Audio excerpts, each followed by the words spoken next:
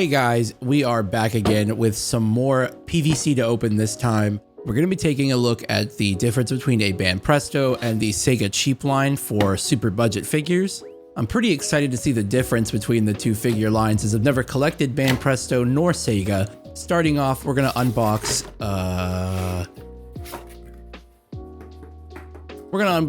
Toji. Opening up his box, you can see that we have just a couple of bags kind of sewn together, but you'll pull off the torso first. Overall, good head sculpt, nothing too impressive, but the muscular detail is really impressive. His back muscles and his traps and the hair detail isn't too bad. Overall, a good sculpt for what you pay for. Pulling out the legs next, you can see he overall has pretty good fabric detail with his belt and his pants. You can see down to his ankles that are well defined as well. And then he has a big hole in the back of his key notch, which I'm guessing is just from a mold release. And now we're looking at the circle base. So this is nothing to write home about, the generic Banpresto snap fit. And then he'll just fit right on this black puck circle base. Snaps in pretty good, nice and secure. He's definitely not going anywhere. Just make sure to press down the pegs. And overall, he's a pretty decent figure for what you pay for. Coming in around the $20 price tag, depending on who you buy from, you're going to be satisfied with the quality of the figure for what you pay for. While the paint and the overall sculpt are not really that impressive, they're not mediocre in any way either. We're not getting any bad eye decals or bad paint bleed.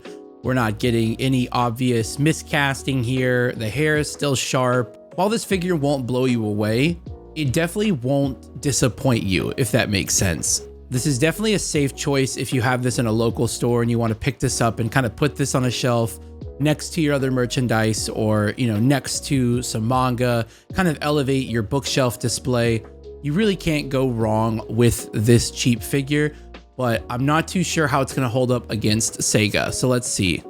Moving on to Gojo now, we're opening a SEGA figure this time. And this box is a lot bigger for around the same cost, around the $20-$25 tag is where I got him at. Different unboxing experience, right off the bat. We're given a blister pack instead of a bag like Toji had. So in my opinion, we're already feeling a little bit more premium, a little bit less cheaper, and more on the actual scale figure side, just for unboxing sake.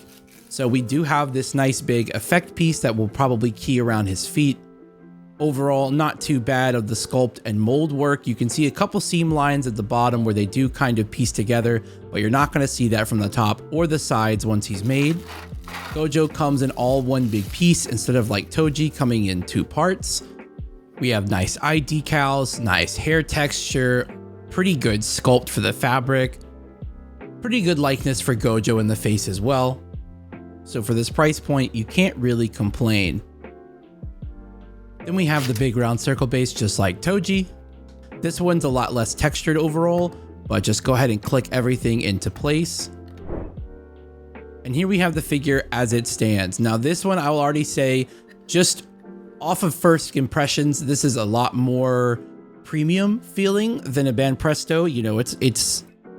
It's a lot bigger than the Banpresto is. I'd say by like 2 or 3 inches easily he clears Toji.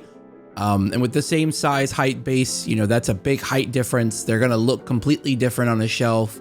If you're going to go, in my opinion, with one or the other with cheap figures, you're definitely going to want to pick one and stay consistent with that line.